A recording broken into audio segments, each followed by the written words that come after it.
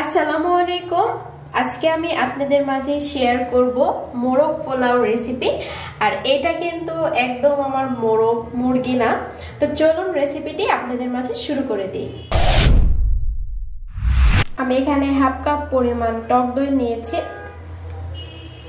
টক দইটা আমি আগে থেকে ভালোভাবে ফেটিয়ে নিয়েছি। এখন আমি এখানে দিয়ে দিব 1 চামচ পরিমাণ লবণ। আর আমার এখানে কাঁচা মরিচ বাটা আমি দিয়ে দিচ্ছি। আপনারা চাইলে শুকনা মরিচ গুঁড়াও দিতে পারবেন। কাঁচা মরিচ বাটা দিয়ে দিলাম 2 চামচ পরিমাণ। দিয়ে আমি এটা খুব ভালোভাবে মিশ্রণটা মিক্স করে নিব। আমি এখানে 700 থেকে 800 গ্রাম ওজনের 2টা চিকেন দিয়ে দিব। দিয়ে খুব ভালোভাবে এই মিশ্রণটার সঙ্গে মিক্সড করে 10 মিনিটের মতো রেখে দিব। যারা কম পরিমাণে চিকেন নিতে চান তারা কিন্তু ওই যে মশলার পরিমাণ সেগুলো একটু কমাই দিবেন, তাহলে হয়ে যাবে। চলে আসলাম মূল রান্নাতে। একটা প্যানে আমি এখানে পরিমাণ মতো তেল দিয়ে নিয়েছি। আর এখানে নিয়েছি সাদা এলাচ 5-6 টুকরা, কালো এলাচ 2 টুকরা, তেজপাতা 2 টুকরা, দারচিনি 3 টুকরা নিয়েছি। এখন আমি এগুলা তেলে দিয়ে দিব। 1 কাপ পরিমাণ পেঁয়াজ কুচি দিয়ে দিলাম। হালকা করে ভেজে নিব।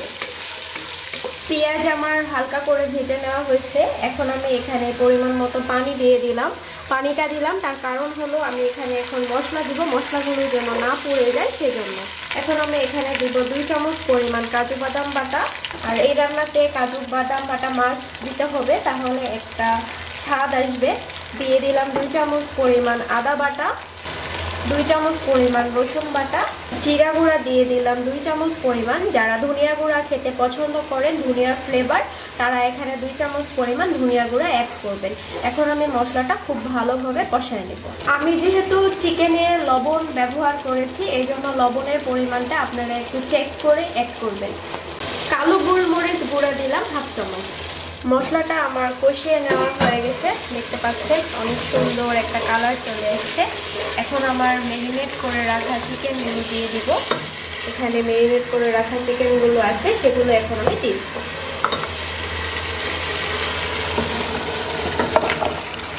মশলার সঙ্গে চিকেনগুলো খুব ভালোভাবে মিক্সড করে নিব। তারপরে আমি এখানে এক্সট্রা কোনো পানি দিব না। চিকেনের যে পানিটুকু বের হবে এটা দিয়ে আমি এখন কষায় নিব।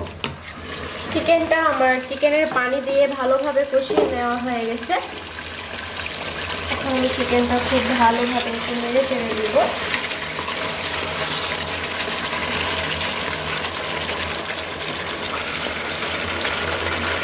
তারপর আমি এখানে অ্যাড করব খাঁটি গরুর 1 কাপ পরিমাণ দুধ। আর দুধটা অবশ্যই আমি জাল করে নিয়েছি, আপনারাও জাল করে নেওয়ার পরে অ্যাড করবেন। আর এই দুধটা দিয়ে আমার চিকেনটা একদম পারফেক্টভাবে সেদ্ধ হয়ে যাবে। আমি আর এখানে এক্সট্রা কোনো পানি অ্যাড করব না। চিকেনটা সেদ্ধর জন্য আমি ঢেকে দিলাম। A few moments later. Chicken আমার ফাইনালি রান্না কমপ্লিট, দেখতে পাচ্ছেন। এখন আমি একটু নেড়ে চেড়ে দিব।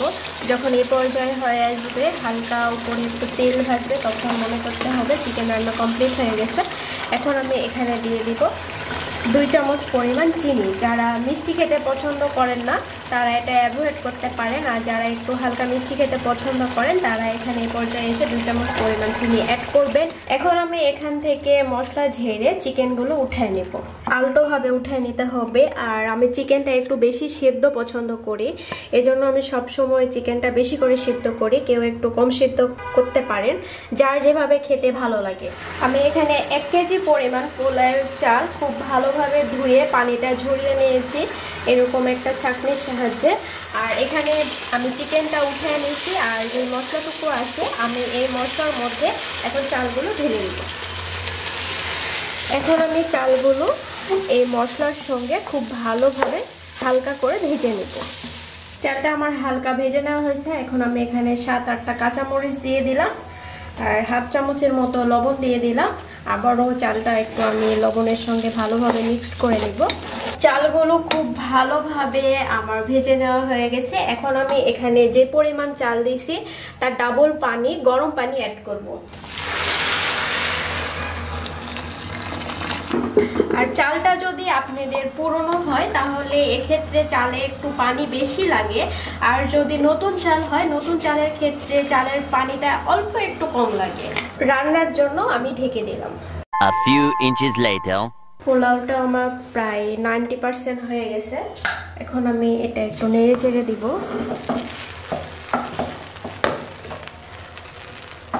দেখতে পাচ্ছেন অনেক ঝরঝরে হয়ে গেছে কিন্তু। আর অবশ্যই পানির পরিমাণটা একটু খেয়াল রাখবেন, তাহলে আপনাদের পোলাও এরকম পারফেক্ট এবং ঝরঝরে হবে। আর আমি তো বলেই দিলাম পানির পরিমাণটা কখন কিভাবে দিবেন। এখন আমি এখান থেকে অর্ধেক পরিমাণ পোলাও উঠায় নিব। আমি এখান থেকে অর্ধেক পরিমাণ পোলাও উঠিয়ে নিলাম। আর অবশ্যই এই কাজটা চুলা অফ করে করবেন, কারণ অনেকটাই সময় লাগবে। এখন আমি এখানে উঠিয়ে রাখা চিকেনগুলো দিয়ে দিব। চিকেনগুলো আমার সব দেওয়া হয়ে গেছে। এখন আমি বাকি পোলাওটুকু ঢেলে দিব এখানে, মানে উপরে দিয়ে ঢেকে দিবে। আর এখানে আপনারা চাইলে পরিবেশনের জন্য কিশমিশ বা অন্য কিছু দিতে পারেন, যারা যেভাবে খেতে পছন্দ করেন। আমি এখানে দিয়ে দিব পেঁয়াজ বেরেস্তা।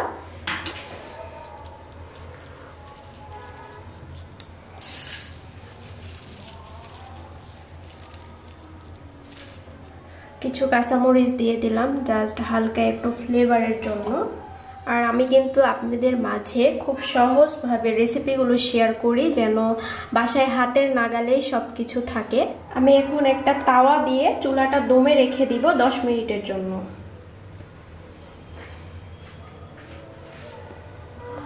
ফিরে আসলাম 10 মিনিট পরে। এখন চলে যাব পরিবেশনে।